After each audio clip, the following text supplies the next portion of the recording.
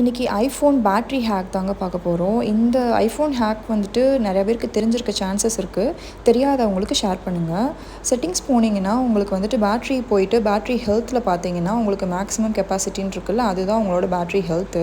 இப்போ எனக்கு 100% இருக்குது. சில பேருக்குலாம் 90, 85லாம் போயிடுச்சுன்னா சார்ஜே நிற்காது. அந்த மாதிரி ஆகாமல் இருக்கிறதுக்கு நான் சொல்கிற ஹேக்லாம் ஃபாலோ பண்ணிங்கன்னா உங்களுக்கு வந்துட்டு பேட்ரி பர்ஃபார்மன்ஸ் வந்து நல்லாவே இருக்கும். அதுக்கு ஃபர்ஸ்ட் வந்து நீங்கள் ஷார்ட்கட் ஆப் போகணும்.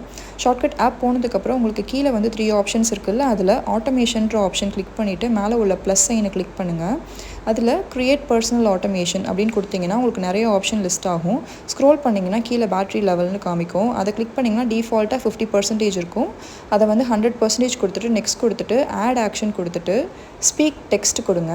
அந்த டெக்ஸ்ட்டில் வந்துட்டு நீங்கள் என்ன டைப் பண்ணணுமோ டைப் பண்ணிக்கோங்க. அதாவது உங்கள் பேட்ரி வந்துட்டு 100% ஆன உடனே ஏஐ வந்துட்டு உங்களுக்கு வந்து நோட்டிஃபிகேஷனாக ப்ளே ஆகும். அதாவது சிரி பேசுகிற மாதிரியே வந்துட்டு இந்த பர்டிகுலர் நீங்கள் டைப் பண்ணுறீங்கல்ல, அந்த வேர்டு வந்து அப்படியே வந்து ப்ளே ஆகும்.